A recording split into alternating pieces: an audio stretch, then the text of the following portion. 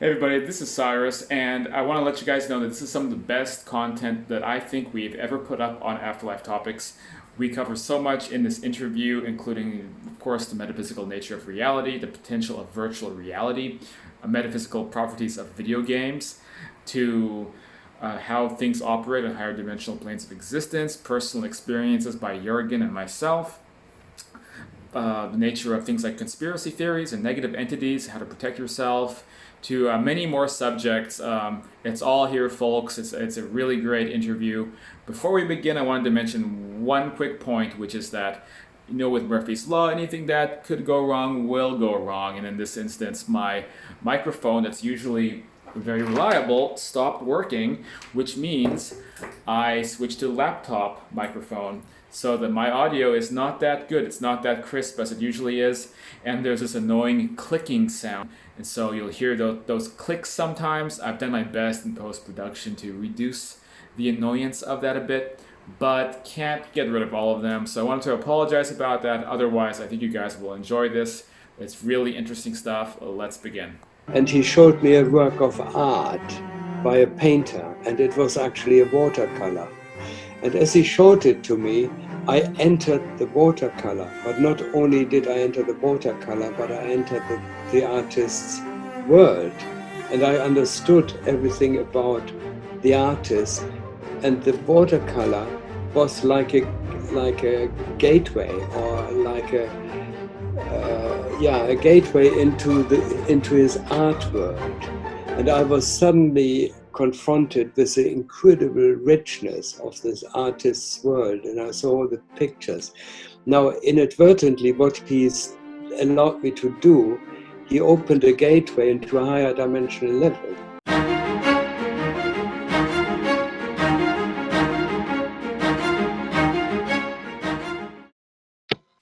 Hello and welcome to Afterlife Topics and Metaphysics. This is Cyrus, and so on tonight's episode, we have a guest who doesn't really need an introduction. It's Jurgen Ziewe, but I will introduce him anyway. He is the author of many of, I think, some of the most interesting and important books about out-of-body experiences and the afterlife in the world.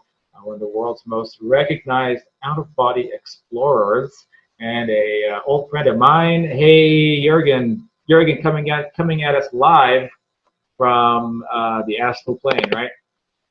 Yeah. So, Okay. so good to see you here again.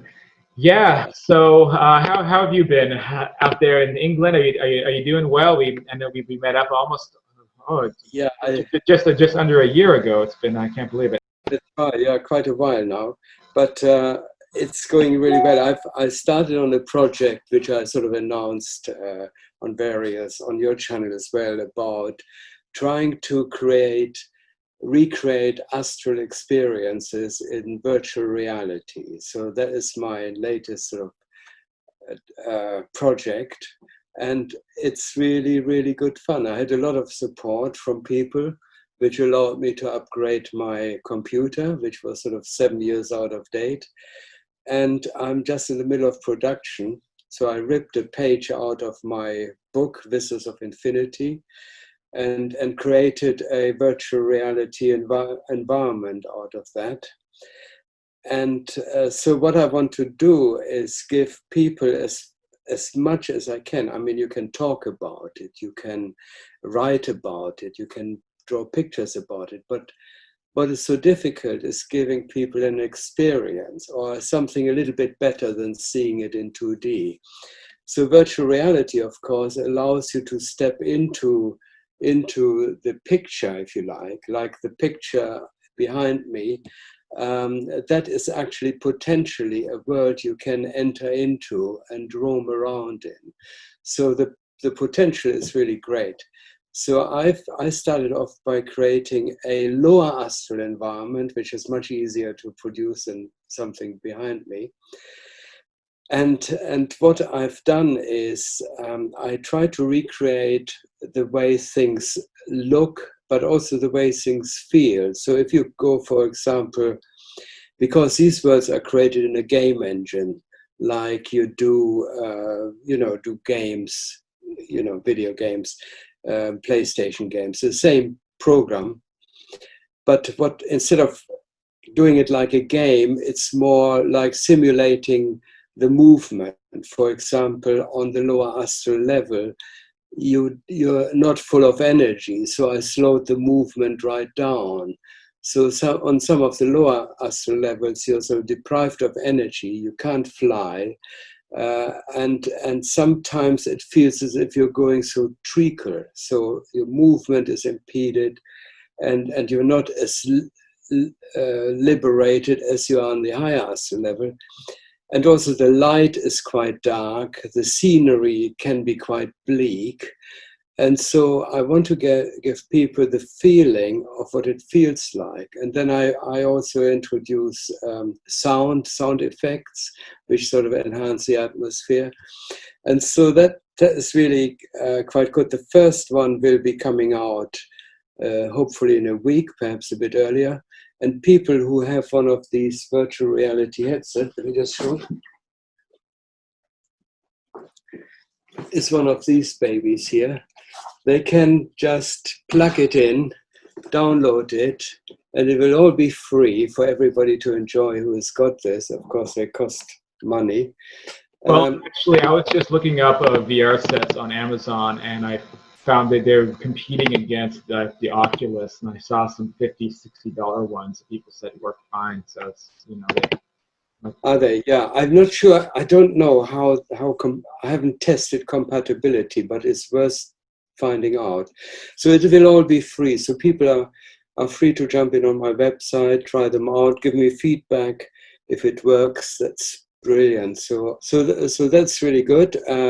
Good fun for me as well. And then, of course, the other thing is what I want to do. I wanted to start the first experience on the lower astral level, on the really dark levels. And then I want to, over the next few years, I want to gradually go from to higher and higher sort of energy levels.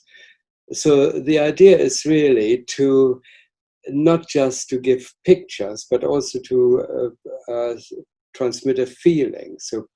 So ultimately, what I would like to achieve is that create an environment which addresses the inner, the dream state, if you like. That if you watch it before you go to sleep, I want to create an environment with clues. And then if you dream about it, what I want people to experience is that in the dream, they become aware that they're dreaming about it, and then I want them to become lucid. That's the ultimate goal. Virtual reality, just using our basic VR plug-and-play devices, has the potential ability to help people initiate an astral projection experience. Have people reported that? Is that something that's possible? Yeah, I think my theory is based on the fact that, for example, let's say you watch a film, a horror movie late at night, or a film which really engages you. Very often, let's say sort of 40 or 50% chance is when you go to sleep, you dream about the movie. But if you are immersed in a movie, let's say, and you're surrounded by it, you have got the emotional involvement in it, and then you give provide certain clues, then there's a chance that the people in their dream will pick up on the clues, and a clue could be like, in the virtual environment, let's say you walk through a landscape like the one behind me, and every so often you get involved in what's happening there. You look at the scenery, and then some voice comes out. It says, "Are you dreaming?" You know, and then you carry on, go to the next bit, and then another clue comes, "Are you dreaming?" When you then take the headset off and go straight to sleep, the chances are that you may dream about it, and you may also dream about the words, "Are you dreaming?" And if you program yourself to recognize the clue and ask yourself the question in your dream, "Am I dreaming?" the chances should be that you become lucid in your dream. And lucidity in your dream is the first stage to have an astral projection. So that is what I'm gambling on, that eventually will be able to, virtual reality will help people to achieve that state. traditional way of inducing an out-of-body experience, which is by putting those trigger words into your subconscious and using it Yeah. to awaken in a dream, enter a lucid dream, and then realize the lucid dream is not where it stops. Some people think that that's where it stops, but the lucid dream is like an inner world that you can dismiss and then find yourself in a type of outer astral condition, Yes. in essence. So, but it's a really good step, because then once you know you're dreaming, you're fully conscious, and then the next step sets in where you transfer into an astral experience. And the way I do it is normally by focusing on an object in my surrounding. And what that does, it disrupts the dream narrative, okay?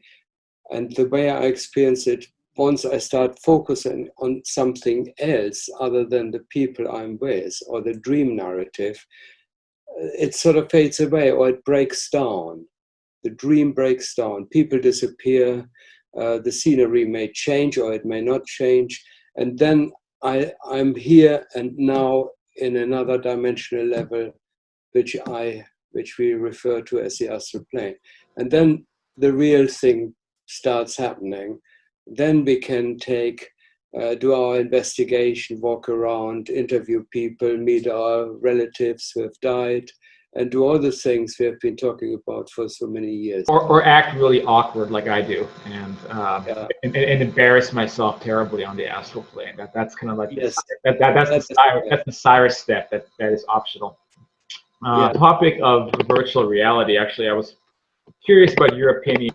I've had numerous experiences now where I am on that side using virtual reality. That sounds weird, but I'm literally playing multiplayer games with people on the astral plane using what would be basically virtual reality technology that is 100 times more advanced than what we have here. So it's coming closer to being like the Star Trek holodeck.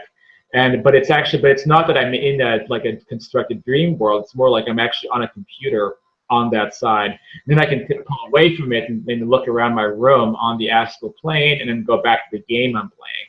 And so they have very interesting qualities. I was going to make a video about this, but I've been taking a lot of notes. Among them being that when you encounter like a non-player character in these video game experiences on that side, the artificial technology is such that, well, imagine for a moment that you're on your computer on this world and you're playing, like, let's say a top-down game, you're in some fantasy environment or something, and you encounter an elf or something. It's just someone's game, but in this world, it's just a lifeless non-player character. But on that side, like, the technology is such that you'll actually encounter like this elf who will be talking about the world they're in, like it's a real entity, because the artificial intelligence is so powerful. If it even is AI, it might be actually like a sentient, intelligent beings. So I've had a bunch of experiences playing games like that, and it's really trippy waking up and remembering this experience. Like I'm playing a game, and the creatures you're interacting with on that game are playing on your computer are like real living creatures. And it's really trippy. So I'm wondering, have you ever heard about this?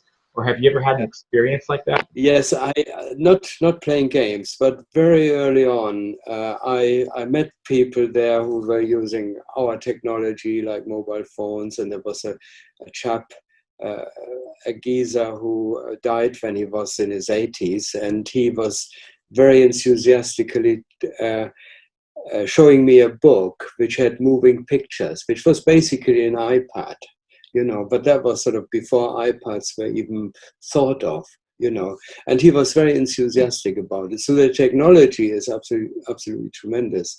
And, but it's not reliant on this, of course, because in Vistas of Infinity, I wrote about two guys who created a real life game in the here and now environment, and they created a cartoon city and with cartoon characters running around. And I actually became aware in this cartoon city and running around being surrounded by cartoon characters, and I thought I was in a lucid dream. So I tried to wake myself up out of this lucid dream, but it didn't work until I saw two guys in the distance. They were operating a remote control, and they were operating these life-size characters in the town, so in the cartoon town in which I was. And then I talked to them, and they explained to me that that was their hobby, to make these cartoon characters. They were cartoonists when they were still alive, to bring these to actual real life. But they were able to operate it externally using some kind of a device. Yeah. Yes, they had a device like some controller, and they were operating these characters. And in the houses, in their cartoon town, there were televisions playing cartoons, and the whole thing was rather really very, very good and very, very sophisticated. I was absolutely smitten by the And I wonder if the characters were thought entities or like robots or other players who were taking on the form of cartoons. Any idea? For what the way they explained it to me, they were artificial entities, and they were endowed with a thought power they used to program them. So they didn't need to be sort of have a script or anything. They just imagined what they were doing. To a certain extent, they acquired a kind of artificial intelligence. So to a limited extent, they would do their own thing as well, because their willpower and their imagination programmed them to do that. And that is the thing which I discovered also which I've written about in my first book, Multidimensional Man. There was a colony of people who were on another planet, and they built a little town. I think there were about 50 people. And over time, they generated the population of the town, the staff. They had butlers and cooks and servants, and they were all artificial entities. And this is how I first came across the idea of artificial entities. They were creations of their own mind, and they were endowed with so much energy from their creators that they became almost autonomous. And one guy, he took it to an absolute extreme. Hidden away in his cellar, he created big underground fantasy land, and he built a harem for himself. Was this with Angelina Jolie? Yeah, this sort of thing. He had all these characters, and the funny thing was when I interviewed him, he said he tried to keep it secret as his own little secret, but of course over time people got to know about it, and they just kept stum about it, the other people. But the funny thing was, the women he created, the characters, they were extremely lifelike, and they had their own agendas. And there was one woman, she was extremely jealous, so she required the artificial intelligence to empower herself to become jealous of the other women, and she would always hang around him, and he became really annoyed with her because she stopped obeying what he wanted her to do. And that is a really interesting thing. I looked into this later and meditated on this, and the thing is that once we start empowering our creations with enough energy, somehow they build up their own intelligence around this energy. And then later I became aware that people do that automatically all the time. Let's say you have a good thought and you send somebody good thought. This thought form actually materializes on the astral plane in some form or another that can initially be a light or a beautiful sort of shape, a luminous sort of pattern, which you send out, and the other person on the astral plane, they receive it and they immediately get the message and say thank you, and send a message back. But if you are very persistent, with the thought form, you can actually create like the representation of an angel, you know, and that is rather beautiful. My question, it is a funny kind of moral lesson. So if you think you can get away from jealous women and things like that by just creating all of them with your mind, bad news, it might not be that simple. I think Yeah. I think it's a little bit more complex than that. But um, on that note, though, so like let's say that there's a constructed woman in this guy's harem. If the creator of that woman, he created through his thoughts, it began to obtain a level of sentient intelligence of its own, independent of its creator. But what would happen if he like abandoned his own creations? Would they effectively die, or would they be able to maintain their autonomy, or would it be a tragic thing, like they're beginning to gain their own autonomy, but then the creator walks away and then they all vanish? Well, I think they're rather temporary, you know, but it will take some time before they sort of lose the energy of their creator. Because in German literature, there's a guy called Johann Wolfgang von Goethe. He wrote a poem called The Sorcerer's Apprentice.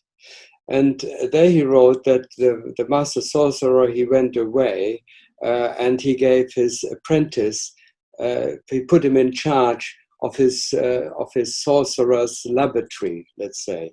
And he got the sorcerer's hat out and the sorcerer's wand. And he started, because the sorcerer asked him to clean the place up. So when he comes back, he wants it spick and span. Of course, he didn't want to clean it. So he conjured up some brooms and animated them with his willpower to do the cleaning for him, you know, and fetch the water and so on. And the poem ends that they got totally out of hand and they flooded the whole place, and he didn't know how to stop them in the end. And then that was a morale of the story, that if you call on certain things, you know, it may get out of hand and takes on its own life. So that in a way that was a metaphor, you know, which applies to a lot of things. But on the astral plane, these are actually really real things. Well, a lot of the kind of magical conditions that we see in our culture, for example, pops into mind about living brooms is I don't know, Beauty and the Beast, for example. You have the talking candelabra and you have the talking broom, and all these types of magical elements that we see in pop culture actually has a place in reality on these higher dimensional versions of basically the planet we're on now, right? So it wouldn't be unusual to encounter a talking candlestick on the astral plane, would it? Or would it? I don't know. Yeah, well, I mean, this is true. I think, I mean, we haven't even really scratched the surface of what happens, what can happen. And I'm still surprised about the things that I come across. Like, I first was introduced to the fact that whatever you visualize and you put your awareness in can actually become a reality on a certain level. And one thing that happened to me, I met a guide who sort of introduced me to, he asked me to help people across who died. And throughout the whole night, I was engaged helping people across who died. And then I got a bit fed up with it. It was quite traumatic and stressful. And then I asked him during the task again and again if he can take me to a higher dimensional level, you know. And he, in the end, he relented and he showed me a work of art by a painter. And it was actually a watercolor. And as he showed it to me, I entered the watercolor, but not only did I enter the watercolor, but I entered the artist's world. And I understood everything about the artist. And the watercolor was like a gateway, or like a gateway into his art world. And I was suddenly confronted with the incredible richness of this artist's world, and I saw all the pictures. Now, inadvertently, what he's allowed me to do, he opened a gateway into higher dimensional levels, which was on the mental level, so the next level up from the astral level. And when you enter into this state of consciousness, it's a completely different world altogether, you know. But there are two things I found unnecessary. You either have to have a guide, and you have to somehow be able to drop all your fixations you have of the reality, or your understanding of how reality is or should be. You have to sort of liberate yourself from your attachments and your identifications. And when that happens, you open up a whole new spectrum of other dimensional experiences. And then a whole new world sort of opens up to you. But the thing is, of course, at this moment in time, we are just, I don't know, for the last sort of 20 or 30 years, we're just approaching the next stage, which is astral travel. You know, we're just entering into it. It becomes more and more widely accepted. There are people now who are creating like the soul, what is it called? The soul... soul phone? What? The soul phone? Yeah, the soul... Well, there's a soul phone. Soul phone, yes. Soul phone, yeah, that's it. And I was dreaming about this in the 70s when I first had my out-of-body experience. So we need to have a communication device so that people can communicate cross-dimensionally.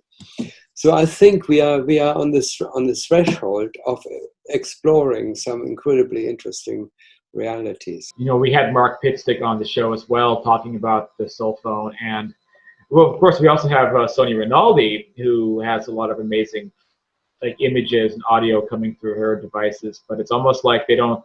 It's almost like it's our responsibility to develop this technology because it's against their rules or their prime directive that they can't like interfere with our world. They can't help us along that much. I think that's why the progress is so slow, and there may even be other sort of motivations in place that maybe don't want things to happen like that. So it's very complicated. But I certainly would like there to be some kind of easy communication with that side, and I think we are getting there because we have the intention to want to do it, and it's difficult when there's the intention for forces to stop that from happening. Like if people want something, that it finds a way through eventually. Yes. Yeah, I guess there's a lot to unpack there too. I see a lot of comparisons between like the thought forms, the entities, the kind of magical nature of that side, and also with the virtual reality technology. And it's like I can see when you go to that side, kind of on the quote unquote normal Earth-like levels, the kind of places that kind of we commonly appear on that side, we're sort of living our life from here as well. Even there, the technology seems to be much better than what we have here. So it's almost like when you have experiences on that side, you can get a glimpse of what could come to this world someday. So for example, like right now we're using VR tech again. And when I was a kid, we had these really junky VR technology. Like we had this thing called the Virtual Boy. It was big red and black color, like really kind of nasty VR machine, but people thought it was kind of cool, but then not enough people liked it, so it kind of faded into obscurity. But now in the last few years, like virtual reality has come back on the scene again. And I keep thinking a combination of virtual reality and artificial intelligence is because that's what I'm seeing on that side, and I think that's the future of what we call video gaming, which I think will, over the course of a very long period of time, morph into something that's a lot more profound than how we think of it today, into basically using technology to create like little demi-planes of existence to be able to explore. What do you think? Yeah. Yes, I mean, as we have discussed in the past, we always have to remember that the astral plane is primary. Everything we come up with here is already happening on the astral plane. It's a primary plane. We cannot do anything without first thinking about it and designing it. And that process takes place on the astral level. And of course, on the astral level, there are a lot more competent people working on the development. And that's the reason why you have seen a much, much more sophisticated experience of virtual reality over there, because that's where it's all happening first. You know, we are just sort of the last sort of stage where we trying to put it in physical matter and materialize it. You know, so everything we have here already exists on the astral plane. You know, not the other way around. Let me ask you something. Do you think that there could possibly be a danger to becoming too engrossed in a virtual environment? Or, for example, if you're taking it a step further and trying to create environments in this world, like the guy who had made that harem, is there a danger to becoming too absorbed? Because on this world, we have issues of like video game addiction and people who don't leave their apartments because they're playing World of Warcraft all day. Do you think that there's any issues like that? Maybe. Yes, I think there always is. If people are too engrossed in their fantasy world, let's say, or their own sort of private world, you know, they may well lose contact with the physical reality, which is a primary reason why they're here. You know, we are here for a very, very good reason. And if we sort of are too sidetracked with other things, we may miss the whole point why we are here. You know, and that's, I think, is a real danger. That's why I always say you've got to have keep your feet on the ground, keep a connection to the whole of reality. You know, and the reality for us here in the physical body is our primary reality. Everything we do here counts. So would you say that there's a difference between objective and subjective reality? Subjective being an inner world in the loosest sense of the term. In this world, if we're playing a video game all day, on that side, if you're living with a thought-constructed harem all day, or if you're going to like a dreamscape and nobody knows where you went, compared to an objective world where people are all hustling and bustling about on the streets of Astral London, for example. Would you say that there is a difference then between these types? I think that they have got equal value. The reason we do certain things on this life or in another life, there are reasons for it. We do them, and mainly the reason is we're trying to get experience. You know, we're trying to, but of course we have got to be aware. And I think, to me, the primary aspect of being human, whether it's on this level or any other level, is awareness. And awareness is a factor which is really important, because if we lose our awareness by focusing on an external thing, and I would say virtual reality or creating a harem is an external thing. In a way, you know, we can easily get lost to and lose our awareness. So what we're doing, in fact, we're entering another dream. But to me, the primary focus of life, generally, it doesn't matter on which level we are at, is awareness. And the awareness is something which is at the basis of life, is a core aspect of life. And in its purest form is the awareness of pure being. And when we enter a state of pure being, we can then get a much better picture or overview of reality in its whole context. And that is a very valuable thing, because it also gives us extra power and extra abilities. And it also opens up our consciousness to become more effective on every level, not just the astral level, but on this level as well. And if we can put it to good use, we can help a lot of people this way. Because there's an interesting concept in the idea, for example, of going into a virtual space or a dream, or let's say, a video game, because there's a motivation to pursue like an adventure, to have this experience in a controlled settings that you are, whatever it might be. I mean, for example, I was playing Skyrim at your house once, and there's you know, you're in the, you know, the land of Skyrim, and it's snowy, and you're on a quest, and you're fighting orcs and upgrading your equipment. And, you know, you're on this quest, you're on this adventure, and people are playing the game because they want to have this particular experience of doing that. But I feel like there is an intrinsic value loss between being in a virtual scape like that and kind of quote unquote doing the real thing. Because here in this world on the earth, you could have a kind of adventure doing something. So, I mean, I guess I kind of do that. I mean, I travel all over the world, at least when there isn't lockdowns, but you know, I enjoy seeking out experiences and traveling and kind of doing the real thing. And I find a lot more value that comes from that compared to, for example, playing a PC game that simulates somebody else doing that, but not really. But so you're playing a simulation of what could be the real thing happening, right?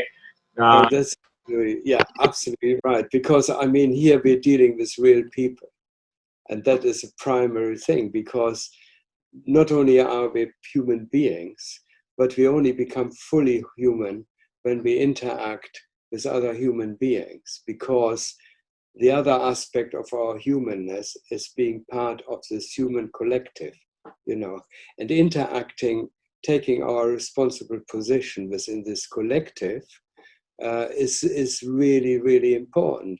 So other people relying on us in some way, and we rely on them for our survival. So that's why I never really turned my back on interacting with people, you know. And also, I mean, I'm politically active as well in other areas, you know. So this is important, an important part of being human, to take our responsibility in our community, you know, and not run away from it. The thing is, what I'm trying to do is, I'm being an artist. On that note, I think that in the virtual spaces or in the world of gaming, I think people have tried to mend that sort of that lack of human-centeredness by creating or inventing, shall we say, the multiplayer video game. That, of course, is much more popular than the single-player game because it allows people the chance to go on these uh, sort of illusionary adventures with other people. So now you get that human component as well. But then at the end of the day, there's still that thing, that piece that's missing, in the sense that the adventure is manufactured, right? So what I see also in the astral experiences, though, is that a lot of this is taken, though, to that next level with the creation of virtual environments in the non-virtual world. So there was an experience I had, or actually multiple experiences, on the astral side of London, you know, in your neck of the woods, and there was so many recreations or immersion experiences related to Harry Potter. And you know, I think that's, you know, it's like an opportunity where we know that the context is virtual, because maybe there isn't really a Harry Potter. There wasn't until J.K. Rowling ramped it all up. But you only have to suspend your disbelief just a little bit to be able to go into that world. And then the question starts to come: if you suspend your disbelief only just a little bit, if that's all it takes, you know, is it really that separated from reality at that point? You know, does it start off fictional and then it becomes something that really is real? And then people forget after a while about where it originally came from. So when people are taking the magic spellcasting class in Astral London based on Harry Potter, is there a point where fiction and the imagination just begins to intersect with objective reality? These are just some thoughts. I don't. Do you have any thoughts about that? Well, I think, you know, I wouldn't be so sure that J.K. Rowling created it first, you know. Oh She my. may have just picked up on things which were already in existence, and she's just been a medium, you know, to use her hands and her mind to to write a book about it, you know, because as I said earlier, everything that exists here is already in some form in existence on the astral level, and she may have been a co-creator of something that was already ripening there. If you talk to authors, writers, very often they will tell you that the novel they're writing is writing itself. The characters are talking to them.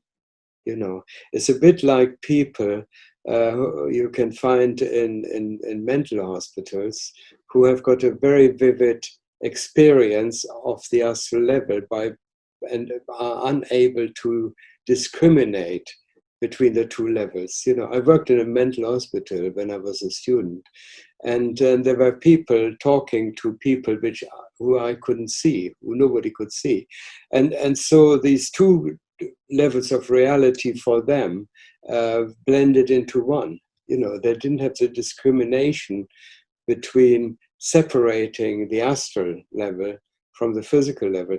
And I don't know whether you have experienced that, but sometimes when I come back out of an astral experience and I'm sitting in my chair, I can still hear the people talking to me. Okay. And then I think, yes, that's because I'm still sort of sensitized. And then I think, oh, that is how schizophrenic people experience reality. It did happen to me, and I mentioned this in my second book. Did I ever tell you about, like, there was like this succubus type of spirit? Did I tell you about that? Mm-hmm. Where basically, like, I met this, I guess the best archetype would be kind of like a sexual demoness, right? But I was just curious about her existence, or like what are you and what is your motivation on this level? And you know, so it was actually her and a friend of hers, and we found ourselves playing billiards. And so after, you know, toward the end of that experience, I didn't get their names because I was very curious about these entities. And so then when I came back into this, when I woke back up on my bed, the main entity like briefly materialized into the room with me enough to be able to speak in loud English to tell me what their names were. So like I woke up and then suddenly there's a woman talking to me right by my, you know, like our names are, you know, in this case it was like JC and Katara were their names.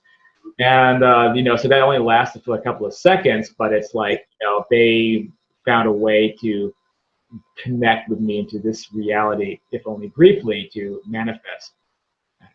Yes, there are these crossover points, aren't they?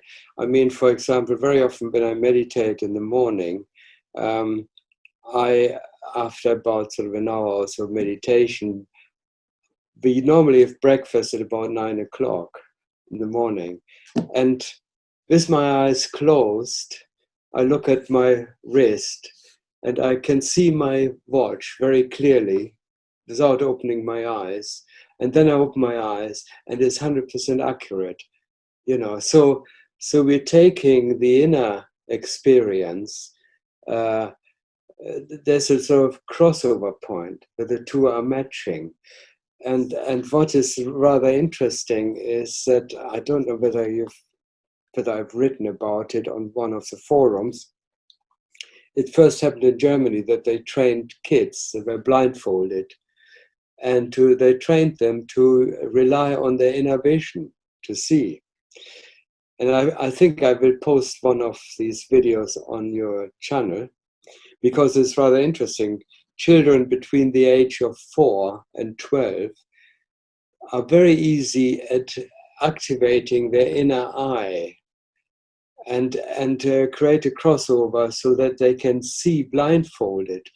And what they have shown in this video, and I bought one of those masks to try it out myself, what they've shown in this video is they were cycling around, they were reading books.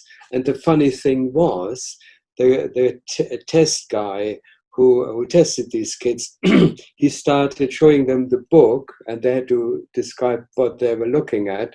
And he gradually took the book to one side and the kids still looked in the same direction and identified all the pictures, which they could not normally see. So they were using their inner sight. Now, at the moment in Germany, there are various schools. And last year I talked to a lady who is a professor in Kiev. She was a professor in Kiev. She did actually learn this side by her teacher. And she is now going around teaching this ability to others. And one of her most successful clients was a blind, 84-year-old blind man who learned to see without using his eyes. And that's really quite remarkable, because what we are doing here on this level, we are so accustomed to relying on our physical senses, and we are totally unable to accept the possibility that we have higher sensory awareness, you know. So I think all these things are going to gradually loosen our fixation on our physical sense awareness. Yeah, So I think it's funny how the quote unquote skeptics tend to be silent when it comes to real phenomena like this. For example, I don't see Michael Shermer going to go investigate the extra sight yes, students, do we? that's the thing. I met a guy when we were interviewed on the Gaia program in Germany last year. I met a guy who demonstrated right in front of us, right in front of my eyes, how he could make a big clock hands move just by his thoughts. And he said the number of times he has written to universities, he's giving them ample opportunity to investigate the phenomena, because he wanted to know how it works himself. And nobody showed the slightest interest. And he demonstrated it to them, his ability, but nobody was interested. And that's really curious. That's the paradigm block, the mental block, the whatever it is. That's the thing that's holding humanity back, basically in action. And that's what's frustrated me enough to devote so much of my life to this kind of work, because I'm not even dealing with university. I just read the stories or hear what you just told me, and it's so frustrating that there's just this, I don't know, there's this opposition to it, which I think kind of demonstrates how humanity could really improve in some areas. Yeah, Well, we are so fixated on this physical aspect of matter. I mean, take Rupert Sheldrake, for example. He is a totally scientific guy who his experiments are repeatable, you know, and he proved some amazing things, but is literally ignored by all the scientists because they haven't got a receptive uh, ear or eye for these sort of things, you know. And they're really important things. They could change the world if it was really integrated.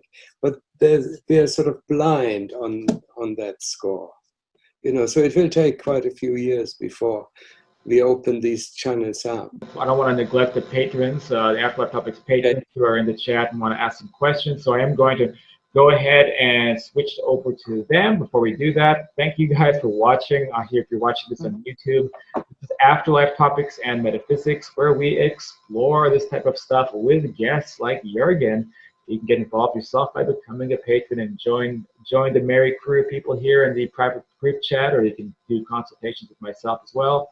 You can sign up at the Patreon page, patreon.com/afterlifetopics, or afterlifetopics.com/university to specifically join up with these classes and get involved with us that way as well. Of course, we have the Facebook group, we have the Reddit group, we have the YouTube comments, or you can just subscribe to this channel, and that also helps out a lot if you find these topics important. And like those old PBS ads, we do rely on viewers like you to keep it going. So with that said, I am going to turn things over to the patrons, but I'm first going to bring up is Sunday still, and Sunday, you're still in the room, because Sunday, you had a question beforehand, and I didn't want to neglect that question, so I'm going to switch it over to you. Do you have a question still? Oh, yes.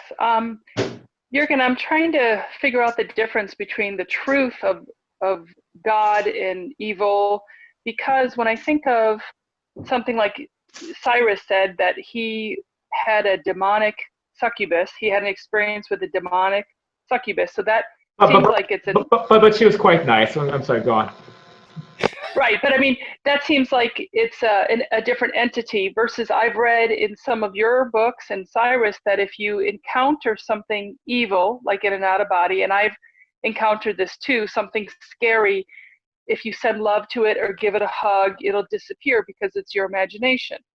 However, then it seems like there's some theories out there that they're saying if some entities are luring you to the light so you can reincarnate and have it be negative. So is there a true entity that's evil, or is it all in your imagination? Like when people have found that when you've gone to hell, right, it's your own thought forms that are keeping you there. And once you accept love and move past that, then you go to somewhere better.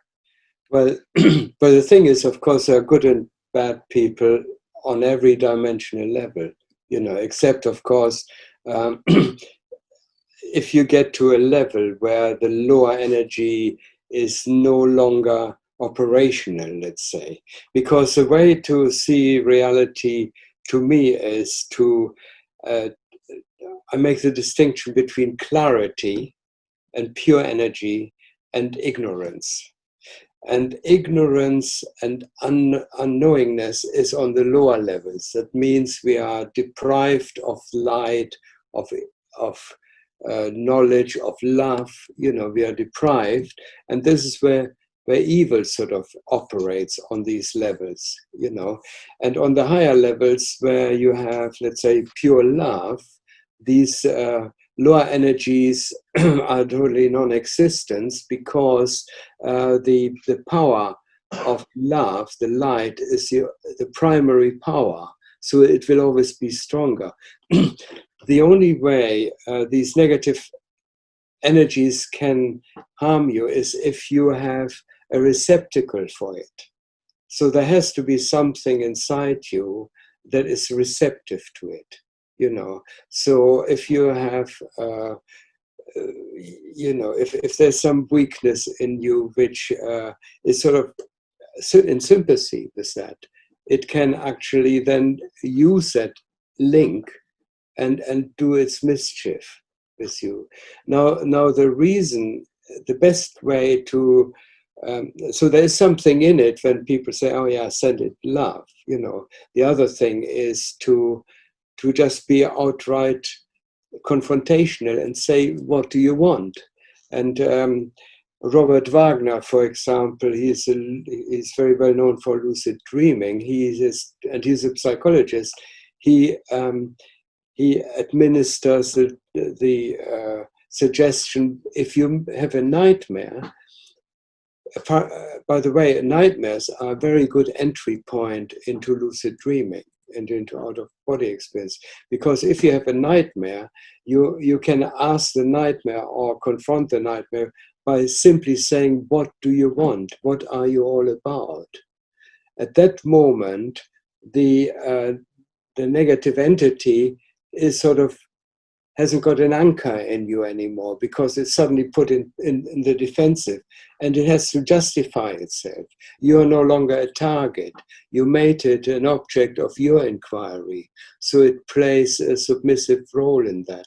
So psychologically, he uses this technique to free people of their anxieties and their fears by them taking charge again and saying, what fear, what do you want? What are you all about? And my wife, being a psychotherapist, she uses this technique by getting the people, her clients, to inquire about their fear, what it stands for, what they mean, you know, by it. So the moment we are no longer identified with it, but taking an outside role and say, what do you want? What are you all about? You know, not out of fear, but out of curiosity. And with a sense of goodwill, we confront our demons. And they lose their power. You know, they don't have any power over you. And that can happen very quickly. And I've observed it on various astral levels, that people who sort of demonic people, or people who were sort of had a frightful exterior. They had no power over me because there was no link. I had no link. Quite the opposite. I would then sort of feel sorry for them and say, you know, are you okay? You know, what's your problem? You know, and they sort of suddenly become quite harmless and helpless, you know, and they sense your energy. They either sort of disappear very quickly, or sometimes they break down, you know, and suddenly their weakness is exposed, and then you can help them. So that's how. Jurgen, I'm going to do a quick follow-up, piggyback off what Sunday asked. A lot of people who watch this channel and I would never actually dismiss these experiences. I do believe it's accurate. Many people are very adamant that the light that people see in the near-death experience is a malevolent entity coming to get them. You know, there's one individual who posts frequently on the YouTube channel who has had numerous astral experiences with the light chasing him and trying to wipe his memory and force him to reincarnate. And then there's other people who have cited similar things. Now, do you have any comment or idea about what or why people are experiencing that entity and what that entity is and what it's doing, and if that's actually something to be concerned about? I think what they're confronting is fear, really, and if you take, for example, the light, the way I understand the light, I see the light as intelligence, as clarity. And there's no duality about the light. The light is an aspect of cosmic consciousness, of higher consciousness. Okay, there's nothing to be scared of. Basically, the light, the way I understand it, is a pure aspect of your higher self. So when you get into the light, you're making connection to you're uniting with your higher self. I've never experienced. That's how I always experience the light. It's coming towards me. It's a higher aspect of me. And when I go through the light, I become more of who I am, not less. I lose the fear the moment the light is there. I don't have the experience, so I'm not sure that whether I can sort of help in that. Because I mean, I guess the question is if one of these negative entities that maybe we could dismiss by asking like what it wants, or being able to find a way to get rid of it, could be taking the archetype of what we think of as the light and trying to corrupt it to make people scared of actually refining themselves, or finding, like you said, the purity or consciousness by posing as the light. It's a weird thing, and no, I don't dismiss people having that experience. It could be that an entity is posing as the light and causing those issues. But I think for people who are afraid of that or experiencing that, I think it's important just to understand that you have yourself the power. And as Jurgen was saying, if there has to be something within yourself that an entity like that is clinging on to allow it to cause you problems. And if you can come from a more pure state of consciousness, where you're not feeding whatever it is that wants to manipulate you or control you, then if it doesn't have any food, it's not going to be able to keep feeding off of you, right? Yeah. Okay. But why would a good spirit, a God, a creator, a source of all love, why would that creator allow us to fall into these traps? Or like, say someone's on Earth and they have a mental illness. They were beat and tortured and molested, whatever, as a child, and so they grow up with this mental illness, really no fault of their own. And then I've heard through some of your books that when they pass away, they keep themselves in this dark, negative cycle, and maybe it appears like hell. And then this other entity you're saying that maybe is chasing people with light. Why doesn't the source step in and say, that's not fair, I'm not going to allow you to suffer for no fault of your own? I don't understand that. Well, yeah, there's more to us. We are quite complex psychological creatures, really. We are not really fully aware of the totality of our being. What we are aware of here is perhaps 10% or 5% of who we are. And one of the big things just to finish off on what Cyrus just mentioned, is a fear. The fear element is really important, that we confront it, that we go through to it, through with it. We have got to confront our fears. It's the only way we can become masters of ourselves, and very often fears are sent to us, or we bring to ourselves in order to grow. Sooner or later we have to confront that. And people,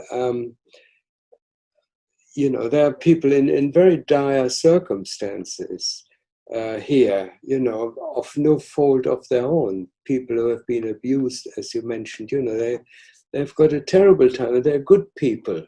They don't deserve any of that. Okay, and this is very true. The thing is that everybody who is alive here, they're only fulfilling almost an insignificant part of their whole existence. For example, the way I see it, if you see the totality of your whole being, it's made out of billions of nerve centers. If you take, for example, your brain, the brain, if you look at it, is made out of lots of nerve centers, which has got billions of connections to other nerve centers. Okay, but our consciousness is only aware of a small part of it, and our humanness is very much like that. We are only experiencing a small part of it, and a much larger part remains unexplored and unconscious. So when you have a higher dimensional experience and you see the whole picture, you can actually see the whole network. Let's say you see all the brain sort of laid out in front of you, and it's almost infinite. And then you can see all the aspects of the totality of yourself, including your other lives, your past lives. And if you're in this state of consciousness, you can home in on any past life which you can see, and suddenly this life becomes your living reality. And when we incarnate, our incarnation takes those points where we have the greatest problems very often, and brings them together and brings them into focus so we can work through them. And very often that results in a life which is rather sad, because a person who has chosen the incarnation thinks, oh yeah, from the point of view from where I am now, it's easy cheesy, I can deal with that, So they're putting a life, they're allowing these energies to come together. They're creating a life where they're suddenly confronted with massive amount of problems. And then they say, oh God, did I really want that? But it's only an aspect of themselves. When they die, this aspect, this negative aspect which they've accumulated in this to make this incarnation, that will dissipate. They suddenly become aware of a greater aspect of themselves. And they say, oh, that was just a role I've chosen for myself. Suddenly they're waking up to the much greater aspect of themselves. And very often when you talk to people who had near-death experiences, very often they are liberated from these negative aspects, and everything becomes much clearer to them, But some people carry on the astral level to go through this experience because they feel they want to work it out in one form or another. So some people take this negativity onto the astral level and carry on working with it, until they finally wake up and think, okay, I'm done with this now, let's go back to the original stage. I'll just jump in real quick and say something. It's not to mean, I'm sure Jurgen agrees with me, it's not to mean that the people, for example, if someone's abused, that the abuser is also, quote, playing a role. I think what's going on sometimes our own English terminology doesn't quite do justice to what the actuality of something might be. For example, if somebody sets themselves up to be in a very difficult life, they're doing it because they may be on a psychological basis trying to work out an energy within themselves that they have not confronted. And this may manifest in a certain way that will appear like a very difficult life. But the sources of that difficulty, if, for example, the abuser, that abuser is probably creating for themselves a vast amount of, if you want to use the word karma, but like energy systems that perhaps are very, very dark and very, very negative. And that abuser may end up in a cycle or a system where the only way they can work out what they did to other people that's so terrible is they may end up on the other end of that abuse someday in the future to be able to work it out. Much the way in this life, like if we're cruel to somebody, or if you remember being cruel to somebody, like we have almost a fixation here in this world that we want somebody to be cruel to us just so that we can feel liberated from having done that to somebody else. So I think some kind of a variation of that seems to be constantly playing itself out in this world, and it doesn't by any means shirk the responsibilities of the abusers, but we're looking at kind of like these ongoing dark cycles that keep happening in this world because of people kind of keeping these dark energy systems going, trying to work that energy out, and then that creates opportunities for more of the abusers to then inflict that energy. So taking it into this context, we can see it's not a matter of something that comes from like, why doesn't God step in and stop this thing from happening? That's a religious kind of theistic model, which I'm sorry to say doesn't exist in real life. In real life, you could say all consciousness is part of God. And if all consciousness is part of God, well, God's not stepping in because God is already you and me. So if you want God to step in, then you're God too, then you should step in. Does that make sense? Jurgen, what do you think? I think so. I think that's very well put there. Yeah, I agree. We take responsibility. We have to take responsibility for our action. And I mean, what we're doing here on this level, we're playing out the whole universe is in a sort of expansive state of exploring its limits, so to speak. I always think in terms of nature, how nature always goes into new areas which haven't been explored. For example, a good example is there was a cabbage butterfly, which is white normally. When they appeared on coal fields in Wales, they discovered that the cabbage butterflies became black, to adapt the environment. And so nature is continuously evolving and adapting and exploring new limitations, and so there's an ongoing process of nature, and consciousness is nature, so this is what's happening. I think that's my viewpoint. I want to give the mic to anyone else that wants to ask. Teresa had her hand raised before. Yes, So I want yes. to Just to let you know, Jurgen, I am not a skeptic at all, but I've always been curious as to how do you respond to skeptics that would say to you that astral travel, etc., is only a dream, that it's not real, it's just dreams. It's a good question. I wonder. Yeah, it's a brilliant question, because I've got lifelong friends who still insist that what I've written about and what I experience are just my dreams. And it doesn't matter, how I argue the case, he just doesn't accept it. And literally among my friends, I don't talk about these things because they're such skeptics, and they just simply say, oh, there's Jurgen with his dreams again. So I've given up talking to them about it and just have a normal sort of everyday relationship with people. They're still friends because Yes. I didn't build my identification on these things. There's just what is more important to maintain friendship.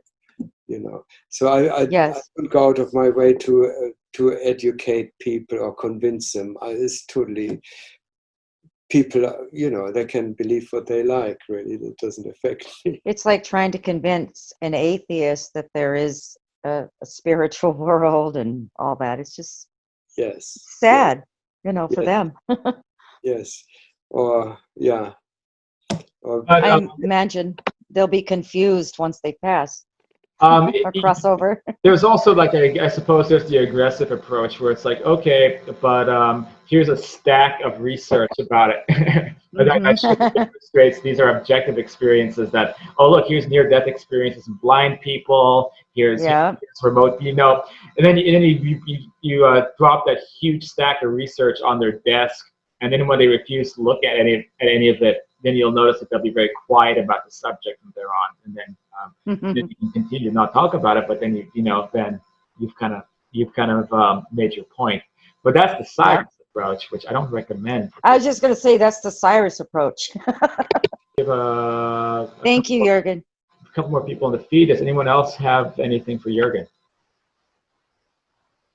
I have a bunch, but I'll let other people go first because I drag. Okay, Michael, who is also coming from another corner of the astral plane, apparently, a very neon corner. But I'll get to you last.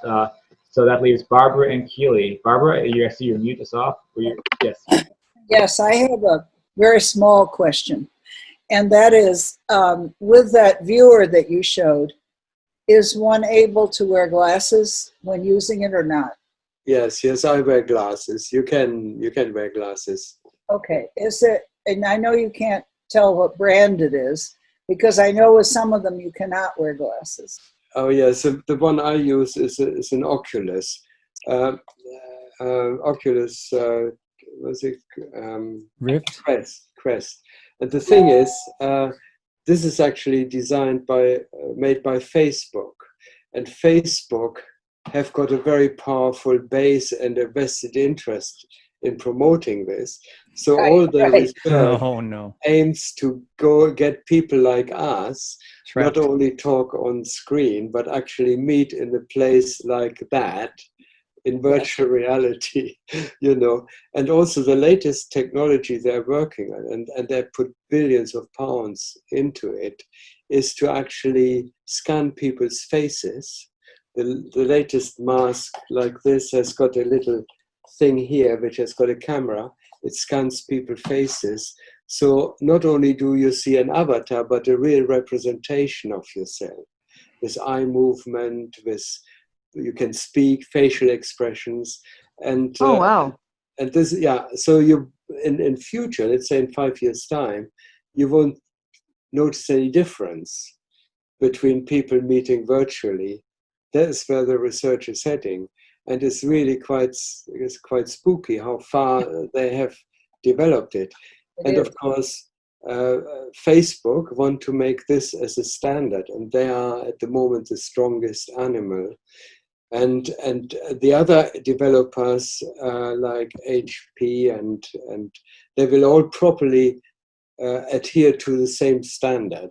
So there's already a big market out there, but it's going to be driven by Facebook, and they are adamant that one day, instead of talking on a flat screen, we may be able to meet, from the comfort of our chairs. But unfortunately, because it's Facebook, when you use the Facebook VR machine for long periods of time, you inexplicably start talking about how wonderful Mark Zuckerberg is to all your friends, and you need to know what happens. Just like, actually, I really appreciate Facebook. In fact, I think it was always the best social media platform. There should be no others, and it's Do you order the Facebook? Sorry? You order it through Facebook? No, you can order it through any sort of electronic outlet. In England, it would be Currys or Argos, any sort of chain, or you can type Oculus in. At the moment, they're hard to come by. They are on a waiting list. They become, since the lockdown, they have become very popular. And of course, the thing is, they're also being used in psychology now. They're using them also in treating, the latest one was where they, people who are racists, okay, but they ask them to wear these, and they're viewing the world from a position of a black person. And they're then confronted with, That's a good idea. with abuse, and it actually works. They had people crying who were racist after they came out of the experiment. So there are lots of applications for it. Of course, that's a two-edged sword, that technology. But yeah. So it's going to be interesting. I would say at the moment I'm struggling to put what I want to put on these things because it's still underpowered. That's why I bought a graphics card, and I'm working on a much better experience. When the technology, and I think in 5 years' time, it will be much more powerful. So at the moment, I'm really struggling to get it to a level where it's not jittery, and where it's smooth. So yeah, the tech has to catch up to Jurgen. It's not at the Jurgen level yet. So we have Is that connected to your computer, or is that one connected to your like a phone? Well, you can. They've just brought out a link cable, so you can connect it to your computer. So it works like a proper, a computer-driven device, or also as a standalone. So yeah, it's getting there. Let me jump in. So we have left for questions. We have Keely, we have Michael. I'm setting Michael for last. So Keely, did you have anything? If not, don't worry about it. I just have so many questions. I just don't even know.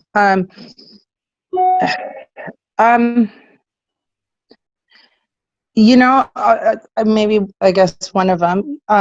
Through all the years and the many, many, many experiences that you've had, is there any one experience that stands out for you, Jurgen, or are they all just still amazing? You can't pick one.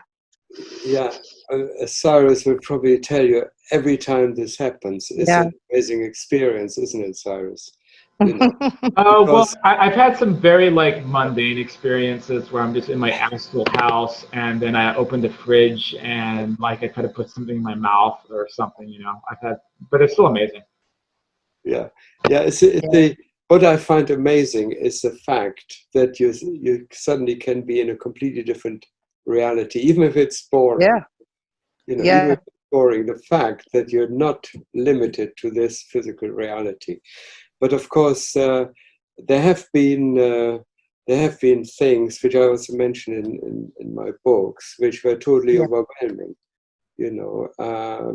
Which change your whole life.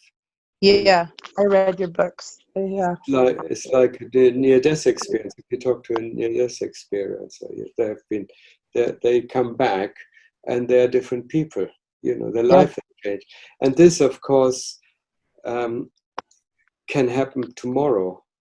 I had some experiences, only a few months ago, which totally changed my outlook again. For example, things like being on two different reality levels simultaneously. And it's amazing. You're still surprised about what can happen. So it's always, there's no end point. The way I see it is always a beginning. We're always at the beginning. Every day is a beginning. One other question real quick.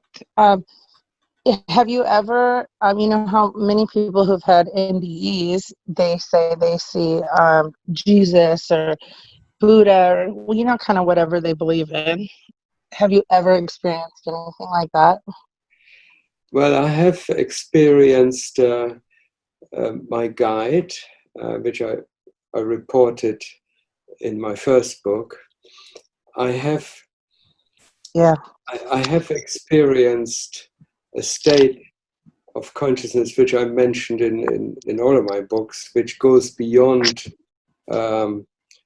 the sort of human level of identification, if you like. That usually expresses itself in a state of intense clarity. That's the only way I can describe it. It's a pure purity, a clarity, and with it comes an experience of ecstatic joy, you know. And yeah, there's no otherness as such. It's just a unity awareness of you're at home, you're one. It's difficult to describe, really. There are some really incredible entities out there, you know, and you are one yourself, you know, in your higher aspect. You are a luminous entity. If you go far enough into your higher energy body, you are a luminous being, you know. And it's quite surprising when you then come down from this state into the, let's say, into the astral state. People suddenly look at you as if you're an angel. And you think, oh, what are they looking at? You know? But we are all like that, you know. We are all at our highest energy. We are all luminous beings, you know. And I noticed that when I came out of these states into the lower astral level, everywhere I went, I was sort of casting light around me. People were sort of looking up, and I thought, what are they looking at? You know, I wondered what they were looking at, and I then found out it was me, and I was still carrying this light energy body with me, which took some time to adjust, you know. But that's the beauty of it. We all like that. Every one of us, we are like that. All we need to do is raise our consciousness to that level. And that's the beauty of it. People just have to remember it. It's a simple step of remembering it. Remember. Yeah. Thank you so much. I just, I really appreciate it. When I have too many questions, I can't even, you know, really think of just one. So well, you got a couple in there. Okay, so now it's time for the lightning round. We're going to let Michael ask a question. So brace yourself. We have a resident, also I think metaphysical explorer Michael, and we will. I'll let you. As you requested, go last. All right. Well, I made notes during this thing, so should I? I have a couple things. Would you rather from where you're just at now, and go back, or from where you started? I would say this: use your intuition to synthesize the two. All right. I'll start where we're at. The two most important questions among the list, and it's like only 5. Well, we have to go with 2. Okay, I'll be quick. Use your intuitive power. By the way, I'm not trying to like be so mysterious. This is just like I'm blaring backlight behind me. It's okay. It's all right, on the topic of fear, which I really resonate with, because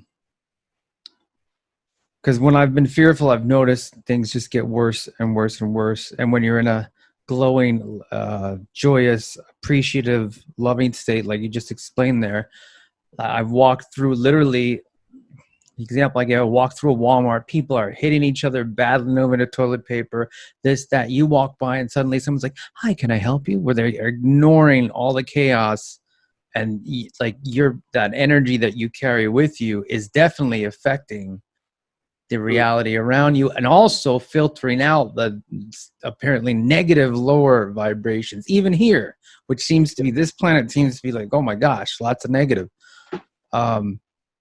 The question, how do you discern, so like between fearlessness or just being in the joy state and courage, between, I think this came up when you were talking about like people who are worried about the light and it's going to mind wipe them and things like that. How do you discern between, I'm not afraid of that, between naivety, like a child's not afraid most of the time of a man who's going to give out candy, right? The child's not afraid, but that that man might be a predator. So how do you discern from that being naive and not having fear and knowing enough to like, wait, this neighborhood's got some bad stuff going on here. Maybe I should avoid this.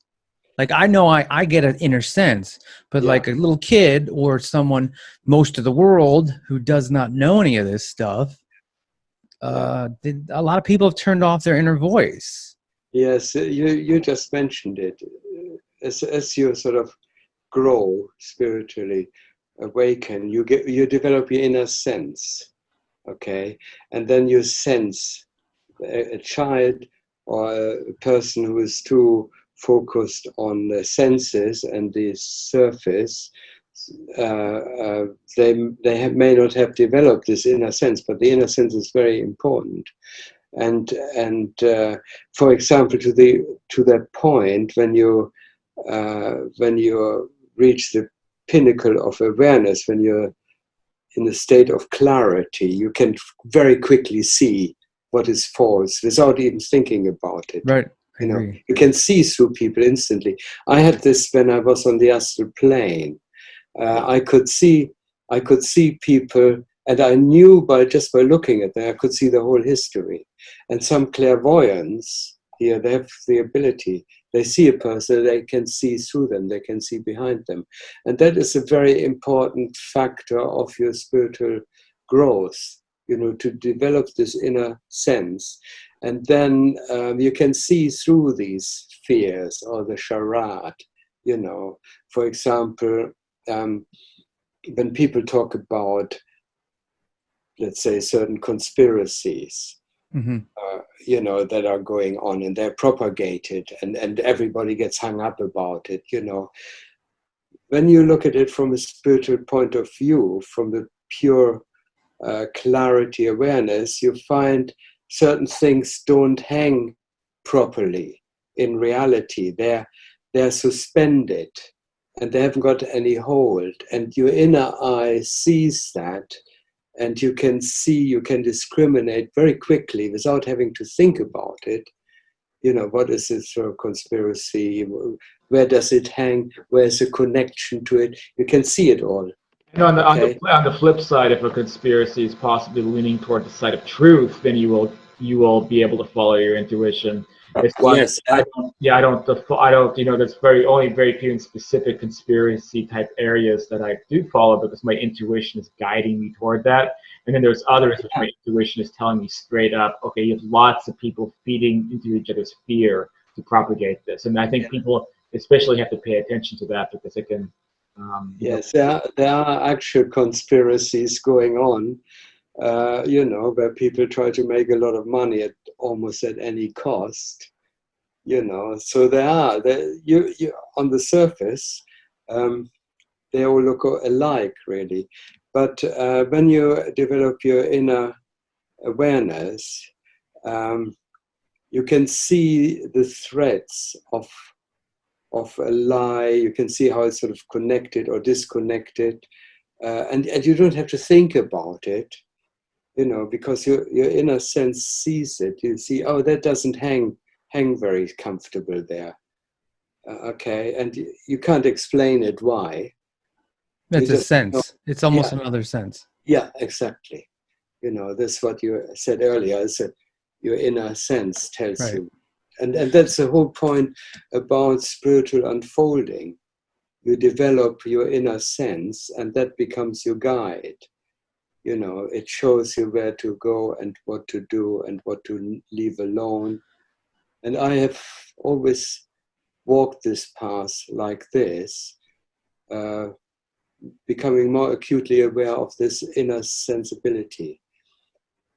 And I can't talk about it really because I don't know how to put it into words, or how to justify it, or how to prove it. You know, it's a very individual thing, really. I'm completely with you on that. If someone starts to talk and I don't see their entire history, like I don't pull up an Akashic record or anything like that, but there's just a very instant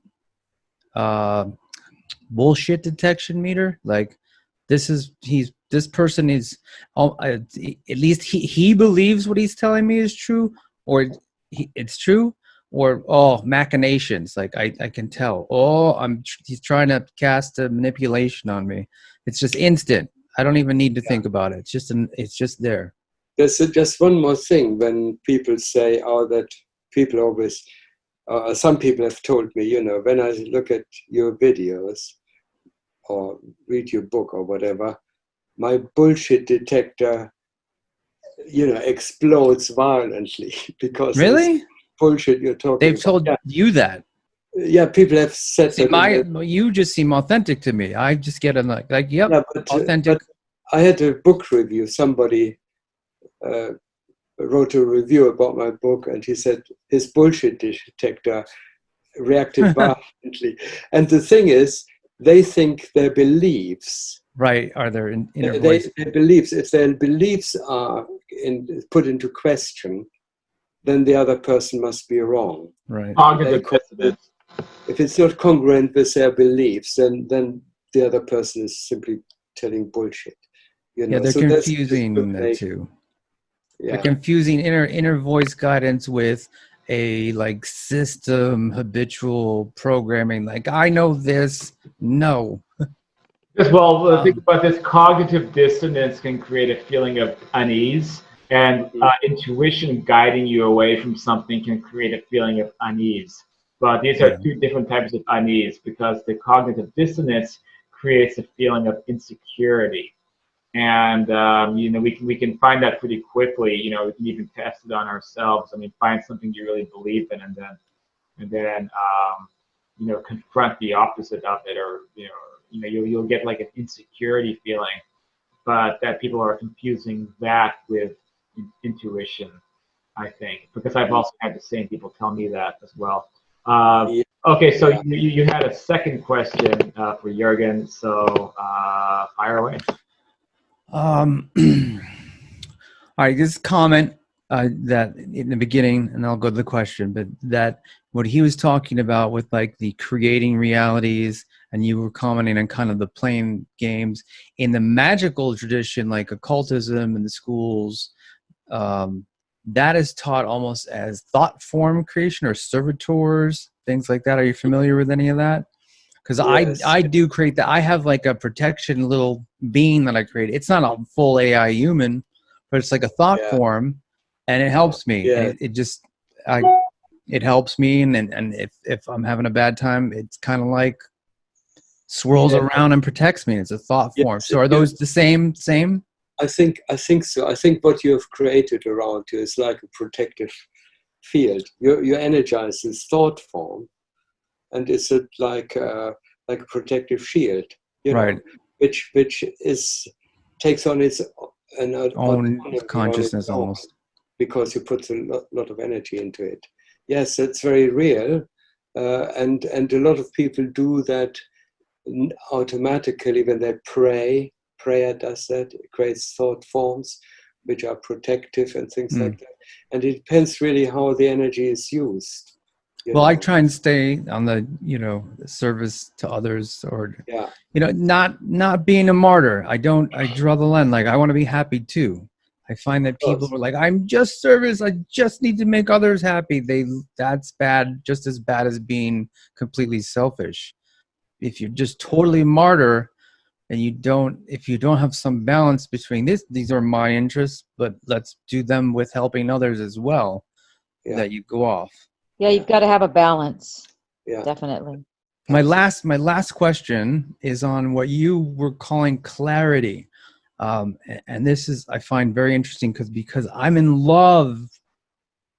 I mean, this world almost seems dull to me. It almost seems like levels below what you would call clarity. Almost when I astral project, or if I have, say, a psychedelic experience, or when I've had my NDE experience, the amazingness of it, the absolute hyper reality, more real than real, more colors than here. I used to call it the rainbow of never, because there's no words I could put on to describe some of the things, frequencies, colors that I saw. And also the novelty of it. So is novelty, and I think Terrence McKenna talked about this a lot. You know, he's taken a lot of shrooms, maybe, but magic mushrooms. But is novelty, like, is the search for more, like how you were saying, how nature's always adapting and exploring and going? Is novelty just like an inherent deep part? And can you go too far in your search for that hyper clarity, novelty, newness, that like your first love, the first time you go say, I like theme parks, like you were talking about the Harry Potter world and stuff. I love them because you go in and there's certain adventures you just can't have on the world. Like you can't go and be Spider-Man and swing from buildings, and you have to go to a theme park on a ride or something to kind of do that. And I enjoy that. But I know that, okay, this is fun, and I don't get addicted to it. A little bit. So can you go for too much novelty? And do you, okay, can you go for too much novelty? And last thing, and I'm done, do you think there is any sort of with the conspiracy thing, is there a concentrated effort to keep most of the people on this planet spiritually suppressed in some way, whether it's through fluoride in the water, keeping the news cycles negative, keeping the third eye closed, all the things that we see? Is this an effort, or is this just the happenstance? I just think that happens naturally, because of our addiction to the status quo, and whether it's the media, governments, or to them it's just natural to keep a lid of things because they're addicted to their status quo. Power, so they want to just keep power. Yeah, basically, but they don't do it. I don't think they have got the insight to do it deliberately, because they just don't know about it. Mostly they don't know about it. They don't need a conspiracy, they just need to maintain their own ignorance and keep the power, their own power, and what this ignorance gives them. Okay, so how with ignorance do they rise to such positions of power, though? If they're so ignorant, how can they rise so high? Rise to, through greed and selfishness, and these are things which have got their own mechanics, so you don't need to meet in secret chambers in order to do that. It's much easier. So you don't believe in secret societies, Illuminati, Freemasons, any of that stuff? Well, I mean, I don't want to interfere in people's sort of beliefs, because some people... Not a belief, just existence. Do you think it exists in any form? I personally see it just part of nature, the way we behave. I would say a conspiracy becomes more and more difficult the more people are conspirators. The more people are involved in a conspiracy. Right, you can't keep a lid on it. You just take big chemical companies. They're not interested in people, protesting about the rainforest. They just want to make as much money as possible, and they all agree on the board level. That's what we're going to do. So there's a conspiracy going on. They want to make as much money as possible, but they don't have to dream up any schemes. It's a self-sustaining energy, greed and power. It's sort of self-sustaining. It finds its own channel, its own level. Reality is a lot simpler than people give it credit for. If I could butt in, what some people see as a vast, because it might see, some things in life might seem like a vast, intelligent effort, but I think what you're really looking at is the power of a collective consciousness which when we observe it from a single human mind, we think this must be a vast network of people aligned to do this one evil thing. But in reality, it's a vast network of people, of a collective consciousness of people with just a little bit of motivation, each person, to serve themselves. It's like massive shadow self collective. Yeah, and you know, when it comes to keeping a lid on the spiritual nature, I think it is just the aspect that knows a little bit about the subject, enough to think that if I let that cat out of the bag, there's so much power in that it could like hurt my power and what I've built, right? And so you get that little bit of knowledge that leads to that little bit of fear and then aggression to keep it from coming out. So if someone just learns just a little bit and they think, well, I built my entire empire from not believing in those things and trying to win the game of life, and you know, I've learned, you know, I hear just a little bit of rumor that maybe it's all for nothing, you know, and then they will aggressively attack the subject and then do that collectively, and then now you've created a mass you know, blanket of darkness on the subject, and it doesn't require a single head of an Illuminati to do that. It just requires the collective consciousness to be aligned in that way. Yes. I don't. Can I just? So you think there's not ever a? So if God is all things and all things are explored, all experiences, you don't think that just as there is a clarity, you get into your clarity, yourself, as well as realizing that others are self. You don't think there is a are you familiar, like I know Cyrus is, but are you familiar with the law of one material? You don't think there is a service to self negative entity that believes that it is doing the work of God by being selfish and controlling ignorant little ants? Yeah, I think what is happening is really people's desire to have a narrative, you know, to make sense of things, to be able to explain it. I had this. There's been an ongoing discussion on the Monroe Institute website, and it came about sort of what. Can you repeat that? I missed that. What you said. That it's a Monroe Institute, Robert Monroe Institute. Oh, website. Monroe, Robert Monroe. Okay, yes. Yeah, they had a thread which started in 2011, which I initiated, and there was Robert Monroe and the Luge Harvesters. I don't know whether Luge, yes, I read that. Okay, so I said, because some guy wrote to me, he said his life is miserable because he believes he's basically cattle for these Luge Harvesters.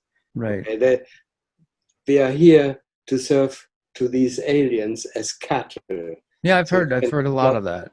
Okay, and I argued that Robert Monroe saw something, but he addressed it in a narrative which to him made sense, which he could grasp. Okay, and this is what happens very often. All mythology, every religion, is an attempt to put the inexplicable and the into a form which the human mind can grasp and understand.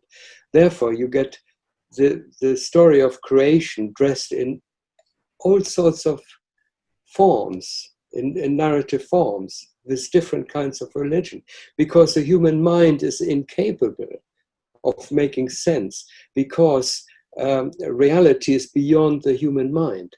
Reality was here before the evolution of human beings with their intelligence and their brain even began, you know. So the human mind is not capable of grasping reality in its entirety. So we're creating a narrative around it, making it work. So for example, if you take the phenomena of these incredibly rich, selfish people, and the media and all this sort of thing, and try to explain it, it's much easier explained if you put it into a narrative format. And it makes sense, because then comes information bias into the narrative, and everything suddenly starts fitting together. And if it doesn't fit, you find a way to make it fit. So that means you are in a safe place then. The world makes sense to you. You're no longer vulnerable. You have got a belief you can hang on to. The world is no longer an infinite chaotic system. And that's what happens with philosophies, religions, theories, people, very, very intelligent people, they create a narrative around reality. I want to jump in real quick. We are going to wrap up kind of soon because it is 3:40 in the morning. Is it? But I wanted to put in my thoughts, and I would say I predominantly agree with Jurgen about this. But see, based upon my research, really on an objective reality level, not like a conspiracy level so much, that there is or can be the potential of secret societies, what we call Illuminati, or organizations. Just negative oriented entities, just as we have positive.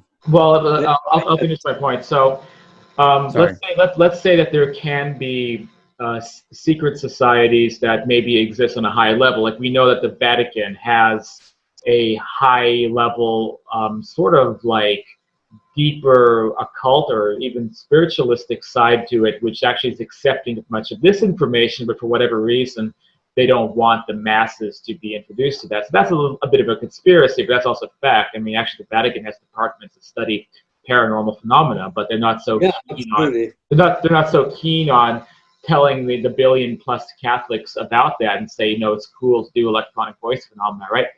But let's say that there is secret societies. I've also talked on this channel a bit about, we have a lot of these insiders talking about very unusual things, experiences on parallel timelines with secret space programs, which may or may not be even happening in this world. It could be an astral phenomena. But lots of like secret societies, organizations, things vying for power. And I think a lot of that can exist, but I think where that intersects with what Jurgen is saying is that when we look at all of those secret societies, the kind of Illuminati type things, I don't think there is an Illuminati, but there's high arching organizations that have a lot of power and keep their activities secret. We look at that and think that there's this all this order to it, that it's this grand plan, this grand scheme, that they have all of this ability, that everything that happens to us that's negative, or when there's a school shooting, for example, it's all been orchestrated, it's been put on by this system that explains everything.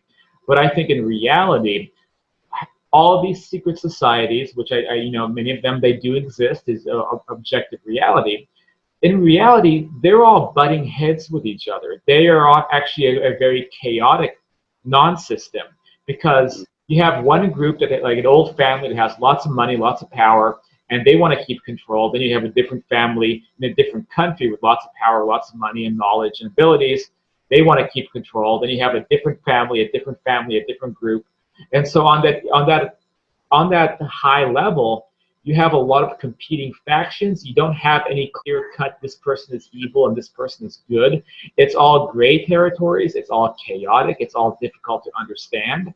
And what people want is they want to take that whole mess and make it something that we can digest, or attach a single story. And like all these bad actors, they belong to this one evil group. Yeah. In reference to like the law of one, while we're talking about the path of service to self, which basically the book says that if you follow that path, you can amass as much power as somebody following the path of service to others. So there's a lot of power in that path as well. But that doesn't mean, that basically answers the question of why someone can be completely materialistic and just after their own interests, but have so much physical or even mental power in this world. Why can a sociopath be able to control people and gain so much power? Because they are on that alternate path. And so that kind of answers that question, I guess. But can all that be organized and unified and explain all the troubles in the world? No, because existence is a lot more complicated, I think, than a lot of the conspiracy culture will have you believe. There's no single, you could find the top of, you know, the head of the pyramid, of the metaphorical literal pyramid, and find the worst people. These are the people responsible for everything in the world that's bad, and end up finding, hey, I kind of like this guy after all. They're not as evil as I thought. And you find out, well, it looks like everyone has these different sides, or good or bad. And I just, you know, I can't actually classify everything the way I thought I could. So I don't mean to rant. That's my thought. I'll turn it over to you, Michael, if you have any thoughts, then we'll kind of wrap up. No, I agree with you. I don't think there's this like centralized, absolute dark power. I just wanted to know, Jurgen, like from what Cyrus just said, do you think since there can be such enlightened beings, can there be enlightened negative-oriented beings? Like, is that possible? Yeah, I mean, conspiracies are a reality. I mean, we only have to look at the child abuse in the church. You know? Yeah, exactly. That's what I'm saying. Conspiracy, which has been kept quiet, you know, right up to the very top of the Catholic Church. You know, and there are many examples of these types of conspiracies which are happening right now. You know, I could name a few. And there are various energies that are put into place to maintain these conspiracies, you know, with sort of almost like blackmail type maintenance, you know. And I mean, look at the Nazi regime. That was a big conspiracy. You know, there are loads of conspiracies going on at the moment. But the thing is, as Cyrus said, there's not, they're all... It's not centralized. Yeah, they're not centralized, you know, they're all working their own little agendas out, you know, and that's, I agree with Cyrus on that. So what do you think is the best way to handle that? Just keep on your own inner voice and positive path and... Yes. And just like turn off the news, just turn it off and just like... I think if you can keep your sovereignty and not be affected... Which is becoming hard to do in these times. Not be affected. I get very angry when I see some of the things that are happening, especially with regard to animal welfare and things like that, you know, what people do to maintain their status, you know. But I think it's important to listen to your inner self, as you said, you know, to find the way. And when I said earlier, the clarity, you said something else. Novelty. Yeah, novelty. You get addicted to novelty.